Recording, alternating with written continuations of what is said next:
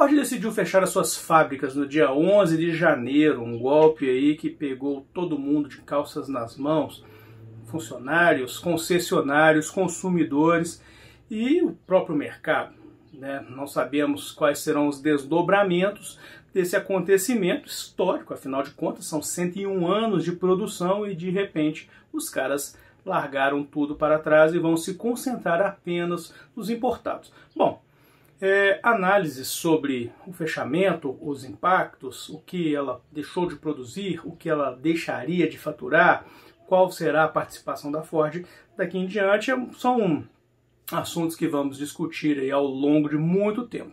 Mas antes disso, selecionamos aí 10 carros que foram fabricados pela Ford no Brasil e que marcaram época, pois é, modelos que vêm desde a década de 60 e até o dia 11 de janeiro. Eu vou falar quais são esses modelos logo depois da nossa vinheta, então aperte o cinto, segura aí, vamos ver quais são esses Fordões aí que marcaram história e que agora se tornaram memória.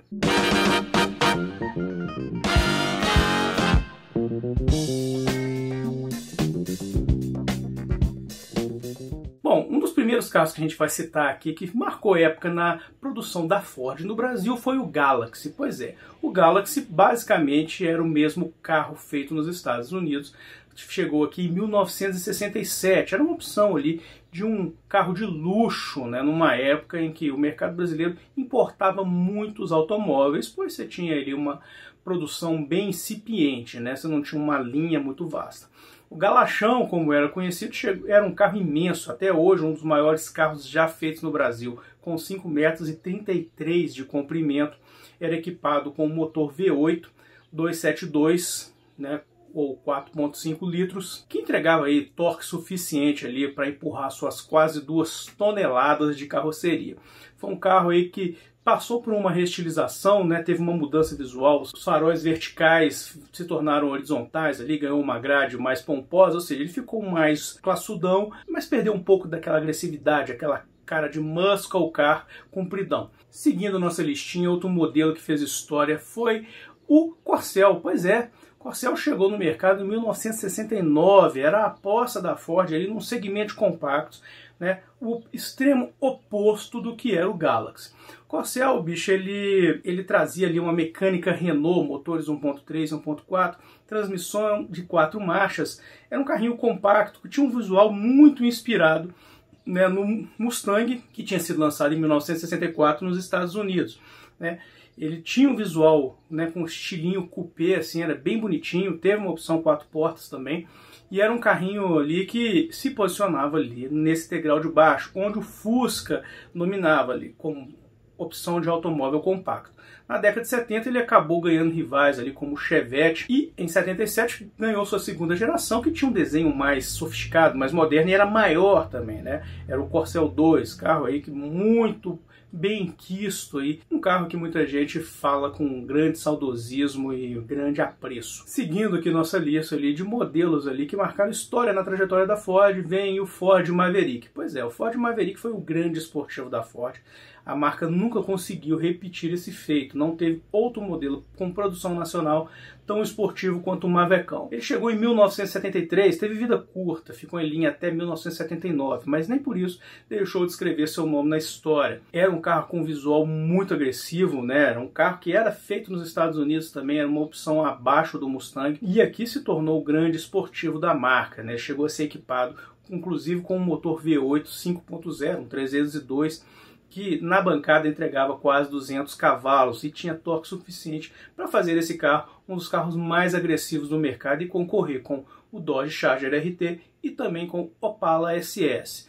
Infelizmente teve vida curta, em 79 foi para o Beleléu. É um dos Fords mais legais fabricados no Brasil até hoje, sem dúvida alguma. E seguindo a nossa lista, eis que surge a Pampa. Pois é, galera, a Pampa ela era a picape do Corcel 2, né? Ela tinha a frente do Corcel 2 e da porta para trás era um utilitário. Esse carro é um carro que até hoje tem mercado, apesar de mais de 20 anos que deixou de ser produzido. Na verdade ele foi produzido de 82 a 97, mas esse carro ali ele tem um grande apreço devido à sua estrutura. É um carro muito robusto e a cereja do bolo estava na sua suspensão de fecho de molas. Pois é, isso aí permitia esse carro carregar 620 quilos numa boa. Era a grande opção para aquele consumidor que não podia comprar uma F1000 ou uma D10 no início dos anos 80. É um carro que ainda tem mercado, ainda se encontra e ainda tem preço. Comprar uma Pampa em bom estado aí vai lhe custar um bom dinheiro. Outro modelo que fez muito sucesso na gama Ford lá no passado foi a Belina 2. Pois é, a Belina 2, como pode-se imaginar, era a perua do Corcel 2. Esse carro ali, bicho, ele chegou num momento em que havia uma necessidade de automóveis familiares com grande capacidade de bagageiro.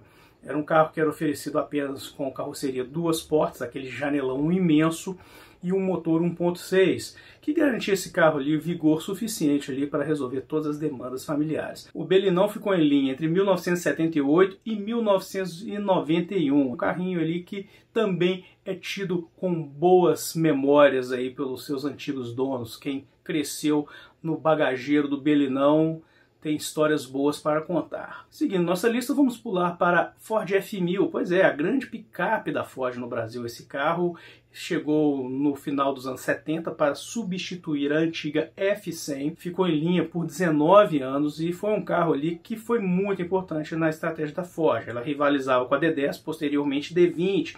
Esse carro também, cara, ele marcou um período interessante na indústria brasileira, que foi a época das cabines duplas. Pois é, ela, assim como a D10 e posteriormente a D20, eram oferecidas apenas com carroceria cabine simples. E assim surgiram várias empresas, né, especializadas em fazer esse tipo de conversão. Basicamente elas juntavam a caçamba com a cabine e puxavam o teto. Tinham ali algumas empresas que faziam um serviço muito bem feito, já com chaparia em toda a estrutura. Outras usavam plástico, usavam fibra, ou seja, o cara estava sentado com uma capota de plástico na cabeça. Se o carro tombasse, fatalmente ele seria macetado. Algumas conversões eram muito sofisticadas, era uma opção ali por endinheirado que não estava querendo andar de Santana, não queria andar mais de Opala e buscava ali um refinamento, né, para se destacar na multidão, então apostava nessas caminhonetonas aí com cabine dupla, que eram bastante confortáveis, diga-se de passagem, né? Tinha uns bancões, eram uns carros bem legais,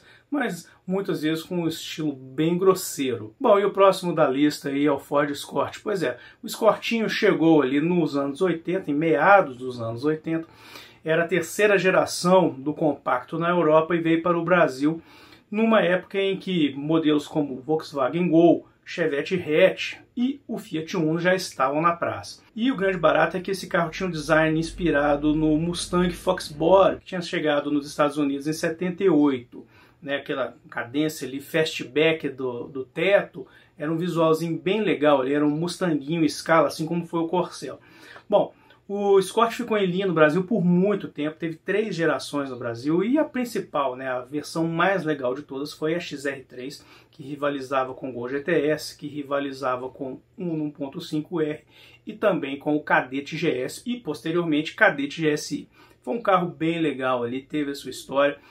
Tinha uma fama de capotar fácil também, mas foi um modelo de muita importância dentro da estratégia da Ford nos anos 80 e 90. E posteriormente ao Escort temos o Fiesta, né? O Fiesta, que foi um carro extremamente importante, chegou no mercado por volta de 1995, logo depois da abertura das importações, que aconteceu em 1990 lá com uma canetada do Collor, que liberou a importação dos automóveis novamente no Brasil.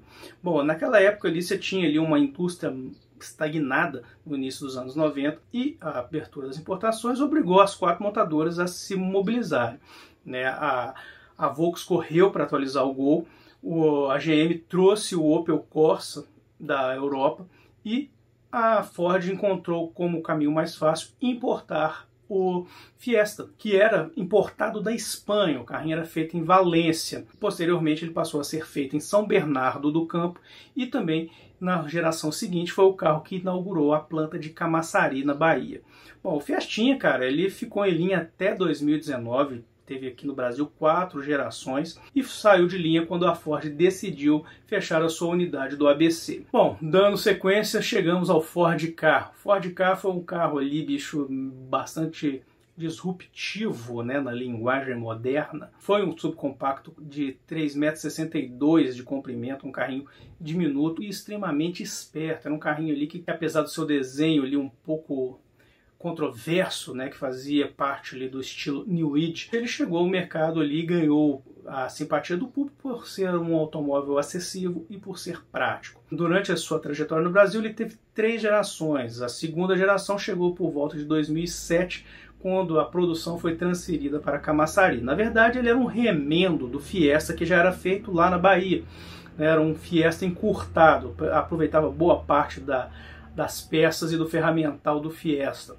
E também teve um bom desempenho de vendas, pois era a opção de acesso da marca. A terceira geração, que foi apresentada em 2014, dava a esse carro muito mais sofisticação. Ele ganhava ali 4 portas, era um projeto bem mais sofisticado e até o dia 11 de janeiro era o principal produto da Ford no mercado, né? Morreu agora, no dia 11 de janeiro, com a opção de carroceria hatch e sedã. Bom, e para fechar nossa lista dos 10 grandes carros que a Ford fabricou no Brasil, não poderíamos deixar de mencionar o EcoSport.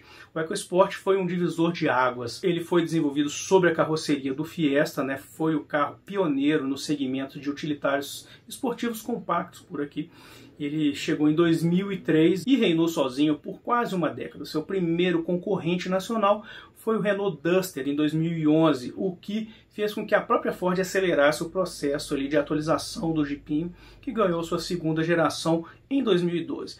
De lá para cá, ele manteve o mesmo carro, passou por reestilizações, ganhou ali diferentes opções de motorização e deixou de ser fabricado agora também. No dia 11 de janeiro, morreu junto com o K e morreu junto com o cearense Troller T4. Pois é, esses são os 10 carros que marcaram história na trajetória da Ford, que decidiu aí que não era mais interessante fabricar carros no Brasil, pegou todo mundo de calças na mão, muitos funcionários vão perder seus empregos, muitos concessionários vão ter uma bomba para segurar a partir de hoje, porque não vai ter produto para vender.